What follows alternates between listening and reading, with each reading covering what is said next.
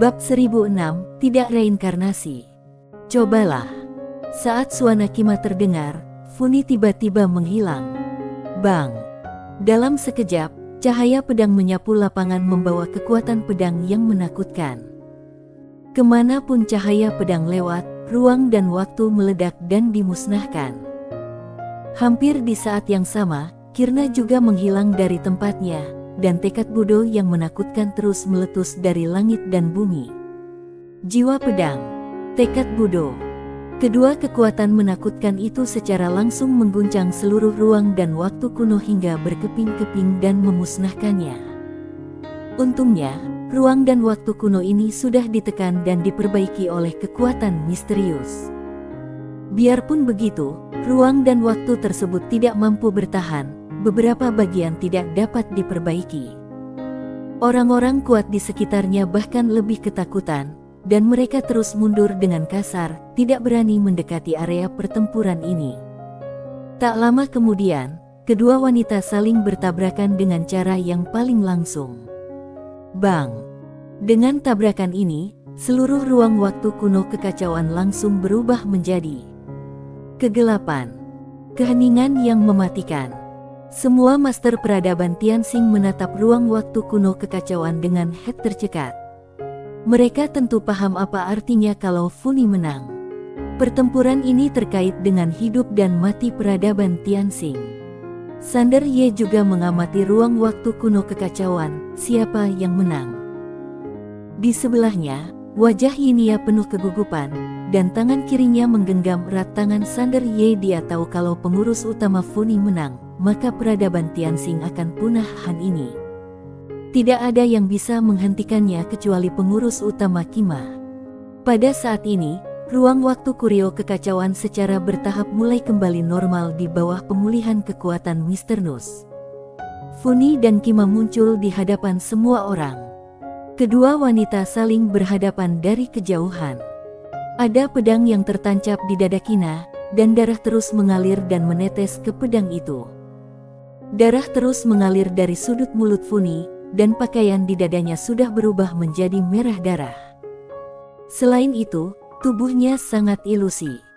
Tubuhnya tidak rusak, tetapi anehnya tubuhnya ilusi, seolah transparan.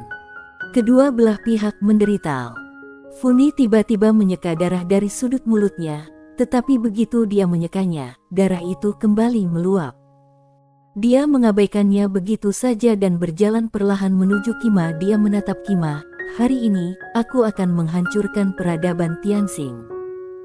Pedang di dada Kina bergetar hebat, mencoba memadamkan nyawanya sepenuhnya, namun tertahan oleh gelombang tekad Budo. Kima perlahan menggenggam tangannya erat-erat. Dia menatap Funi dengan tekad di matanya, kalau begitu, langkahilah tubuhku. Setelah mengatakan itu, dia tiba-tiba meraung dan bahkan memaksa pedang itu keluar dari tubuhnya. Lalu dia melompat dan menghantam Funi seperti gunung. Di kejauhan, Funi tiba-tiba mengulurkan jarinya, lalu bergerak maju sedikit. Dalam sekejap, miliaran cahaya pedang keluar dan tempat ujung jannya jatuh. Cahaya pedang itu seperti lautan, menutupi langit dan bumi. Bang! Setelah tabrakan hebat dengan Kirma, cahaya pedang yang tak terhitung jumlahnya meledak, dan waktu serta ruang yang sudah diperbaiki langsung hancur lagi dan berubah menjadi kegelapan lagi. Di bawah pandangan semua orang, kedua wanita itu terbang pada saat bersamaan. Penerbangan ini menempuh jarak puluhan ribu kaki. Kima berhenti, dia tergeletak di udara, darah mengucur dari sudut mulutnya, dan terdapat ratusan bekas pedang di sekujur tubuhnya. Tidak hanya itu, vitalitas dalam tubuhnya menghilang dengan sangat cepat. Di sisi lain, Funi juga terbaring dalam ruang dan waktu. Tinju yang tak terhitung jumlahnya mengamuk di tubuhnya, dan itu juga dengan gila-gilaan menghancurkan vitalitasnya. Kedua wanita terluka parah. Namun tak lama kemudian, Funi berdiri perlahan. Dia melirik ke arah Kirna yang tergeletak di kejauhan, lalu berbalik. Saat kakinya mendarat, dia sudah berada di depan Sander Ye dan yang lainnya. Matanya tertuju pada leluhur batu reinkarnasi, dan ada obsesi di matanya. La berjalan menuju leluhur batu reinkarnasi selangkah demi selangkah, meninggalkan jejak berdarah di udara pada setiap langkah yang diambilnya. Setelah berjalan beberapa langkah, dia tiba-tiba berbalik. Kirna berdiri 100 kaki di belakangnya, dengan darah menetes dari tubuhnya. Kirna memandang Funi dan berkata, "Aku belum mati." Begitu dia selesai berbicara, aliran darah mengalir dari sudut mulutnya, dan kemudian menetes ke tanah. Melihat pemandangan ini, Master Peradaban Tianxing yang tak terhitung jumlahnya di antara penonton menangis. Yinia juga menitikkan air mata. Pengurus utama. Suatu ketika dia juga berpikir untuk menjadi pengurus utama, karena itu sungguh agung dan mulia serta akan membuat semua buah hati mengaguminya. Namun baru kini dia paham bahwa gelar pengurus utama bukan sekadar gengsi, tapi juga tanggung jawab. Mendengar perkataan Kirna, Funi mengangguk, lalu berbalik dan berjalan menuju Kirna. "Kalau begitu aku akan menghajarmu sampai mati dulu." Saat dia berbicara, dia membuka telapak tangannya, dan sebuah pedang tiba-tiba muncul di tangannya. Detik berikutnya, dia tiba-tiba gemetar dan menghilang langsung dari tempatnya. Di kejauhan, Kirma tidak mengelak, membiarkan pedang Funi menembus perutnya hampir di saat yang bersamaan. Dia memeluk Funi dengan kuat dengan kedua tangannya. Nyala api ungu merah tiba-tiba keluar dari sela alisnya, dan nyala api itu langsung menyelimuti kedua wanita itu. Binasa bersama. Melihat pemandangan ini, semua orang di ruangan itu tercengang. Di bawah nyala api itu, vitalitas Kirna dan Funi menghilang dengan kecepatan yang terlihat dengan mata telanjang. Funi memegang pedang di tangan kanannya dan memutar. Pedang itu terus mencekik tubuh Kina, namun Kirna memeluknya erat dan bersumpah untuk mati bersamanya. Apinya menyala terang. Wanita kedua menghilang dengan kecepatan yang sangat cepat. Pada saat ini, cahaya keemasan tiba-tiba jatuh langsung dari langit dan menghantar nyala api. Bang!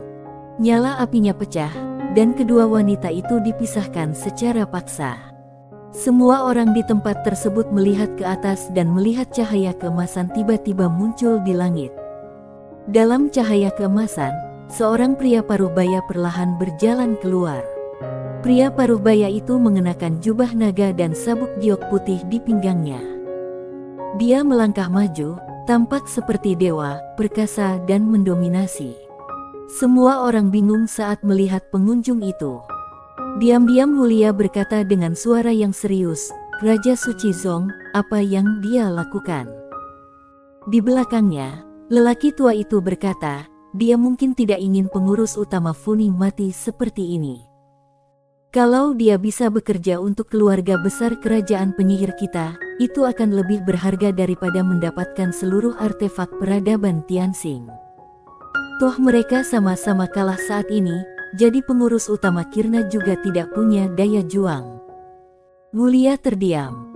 Memang benar kalau bisa membuat Funi ini melayani keluarga kerajaan penyihir agung, itu benar-benar merupakan keuntungan besar bagi keluarga kerajaan penyihir agung. Kekuatan Funi ini sungguh luar biasa. Tapi intuisinya memberitahunya karena Funi ini begitu kuat, seberapa sombongnya dia. Bagaimana mungkin dia menyerah begitu saja kepada orang lain? Namun tidak ada salahnya untuk mencobanya. Pokoknya kedua pengurus utama sudah berada di penghujung permainannya. Seolah memikirkan sesuatu, dia menatap dingin ke arah Sander Ye di kejauhan, dengan niat membunuh melayang di matanya. Setelah Raja Suci Zong muncul, matanya tertuju pada Funi, dan dia tersenyum tipis. "Pengurus utama Funi, mohon maafkan aku karena mengambil risiko. Aku hanya berpikir kalau kamu mati seperti ini, itu akan terlalu murah untuk peradaban Tianxing ini. Selanjutnya, kamu bisa mencari mereka untuk membalas dendam dengan tenang." Funi berdiri perlahan. Dia mengabaikan Raja Suci Zong, tapi melihat ke arah Kima tidak jauh dari situ. "Kalau dia tidak mengambil tindakan, kamu juga tidak bisa membunuhku." Bang! Saat suara itu terdengar, kekuatan pedang yang sangat menakutkan tiba-tiba muncul dari tubuhnya. Di antara alisnya, sebuah cermin tiba-tiba muncul, dengan nyala api yang menyala di dalam cermin, seperti matahari yang terik. Cermin Dewa. Di lapangan, Master Peradaban Tianxing berseru, "Cermin Dewa." Peringkat kedua dalam 10 besar benda suci peradaban Tianxing, sudah diwariskan sesama pengurus utama dari generasi ke generasi dan berisi api negatif langit, berasal dari api Tao langit dan hanya berada di bawah api Tao langit milik penguasa. Selain itu, cermin dewa ini juga mempunyai kemampuan yang mengerikan, yaitu mampu menekan semua api langit kecuali api Tao langit. Tidak mungkin Kirna mati bersamanya dalam api. Namun, dia juga seorang yang sombong. Sejak pertarungannya dengan Kirna, dia sama sekali tidak menggunakan api negatif langit. Dan tadi Kirna menggunakan api langit untuk saling membunuh, artinya dia juga bisa menggunakan api. Setelah Funi berkata demikian, dia berbalik dan terus berjalan menuju leluhur batu reinkarnasi. Dia menatap ke arah leluhur batu reinkarnasi. "Peradaban Tianxing menyiksamu sampai mati, lalu aku akan membiarkan seluruh peradaban Tianxing datang untuk dikuburkan bersamamu." Pada saat ini, Kima, yang terbaring tidak jauh dari situ, menarik napas dalam-dalam. Biarpun sangat sulit, dia tetap berdiri perlahan dengan kekuatan tubuhnya. Tubuhnya penuh luka dan dia sudah menjadi orang berdarah dan kakinya sedikit goyah. Dia berjalan menuju Funi selangkah demi selangkah, dan setiap langkah yang diambilnya akan ada jejak kaki berdarah yang dalam. Pada saat itu, seorang lelaki tua dari peradaban Tianxing tiba-tiba berjalan keluar perlahan. Dia memandang Kirna yang sewaktu-waktu akan jatuh, dan berkata dengan suara gemetar, "Pengurus utama, sudah cukup, sudah cukup." Kirna menatap Funi di kejauhan. Dia berjalan perlahan menuju Funi selangkah demi selangkah. "Aku, Kina, bersumpah demi Tuhan untuk memperjelas keinginanku. Dalam menghadapi musuh yang kuat, aku tidak akan takut atau gentar. Aku akan melindungi rakyatku. Aku lebih baik mati daripada menyerah selama masih ada satu buah di belakang aku, dan aku akan berjuang sampai titik darah penghabisan." Deklarasi pengurus utama. Ketika Kima membacakan deklarasi pengurus utama ini, Master Peradaban Tianxing yang tak terhitung jumlahnya di antara hadirin tidak dapat lagi menahan diri dan menangis. Pengurus utama, Santo Pelindung Peradaban Tianxing. Selama masih ada satu buah tersisa di peradaban Tianxing, mereka akan bertarung sampai mati. Air mata pun perlahan mengalir di mata Yinia. Funi berhenti. Dia sudah membaca pernyataan ini sebelumnya, tapi sekarang La menggeleng dan terus berjalan menuju leluhur batu reinkarnasi. Api negatif langit menyala terang di antara kedua alisnya. Leluhur batu reinkarnasi tidak melarikan diri karena tahu tidak bisa melarikan diri sama sekali. Dia hanya merasa dirugikan. Dua buah itu menimbulkan masalah, kenapa dia yang terluka? Namun pada saat ini, kekuatan misterius tiba-tiba muncul antara langit dan bumi, lalu sinar hijau tiba-tiba terbang keluar dari tubuh Sander Ye, lalu memblokir Funi.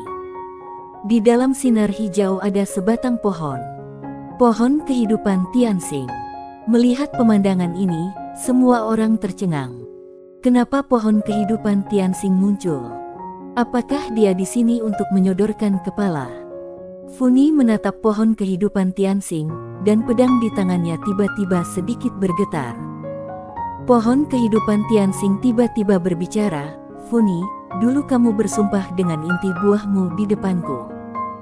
Sebagai buah peradaban Tianxing, kamu akan memperjuangkan peradaban Tianxing di hidup ini. Tapi sekarang, kamu ingin mengingkari sumpahmu." Funi menatap pohon kehidupan Tianxing dan berkata tanpa ragu, "Ya." Setelah pohon kehidupan Tianxing terdiam beberapa saat, dia berkata, "Barang siapa melanggar sumpahnya akan dihukum sesuai sumpahnya." Bang! Dalam sekejap, cahaya hitam yang menakutkan tiba-tiba mengembun dari langit dan bumi, dan dalam sekejap, kekuatan misterius melonjak dari dalam tubuh Funi. Mata Funi tiba-tiba terbuka lebar, wajahnya berubah bentuk, dan dia menderita kesakitan yang luar biasa. Sumpah peradaban Tianxing bersifat mengikat, dan itu adalah sumpah yang dia ucapkan pada awalnya. Itu sepenuhnya bersifat sukarela dan tanpa paksaan. Oleh karena itu, reaksi balik dari sumpah ini bahkan lebih mengerikan. Sumpah itu menjadi bumerang. Pada saat ini, Funi tiba-tiba mengulurkan tangan kanannya, lalu menusukkannya ke perutnya, dan dengan paksa mengeluarkan inti tubuhnya.